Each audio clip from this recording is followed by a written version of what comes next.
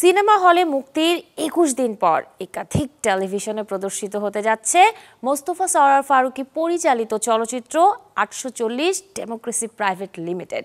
দেশের ৩টি বেসরকারি টেলিভিশনে দেখানো হবে এই সিনেমাটি। বিষয়টি জানাতে গতকাল বিকেলে হয়েছে সংবাদ সম্মেলন, যেখানে জানানো হয় শুক্রবার রাত ৮টায় RTVতে, ৮টা ২০ মিনিটে দেখানো হবে চ্যানেল আইতে এবং রাত 10:30টায় দীপ্ত টিভিতে দর্শকরা দেখতে পাবে ৮৪০ ডেমোক্রেসি প্রাইভেট লিমিটেড। চ্যানেল ৩টির প্রতিনিধি সহ সংবাদ সম্মেলনে উপস্থিত ছিলেন ছবির প্রযোজক নুসরাত ইমরোজ তিশা, অভিনয় শিল্পী নাসির উদ্দিন খান, জাকিয়া বারি মমো ও আশুতোষ সুজন।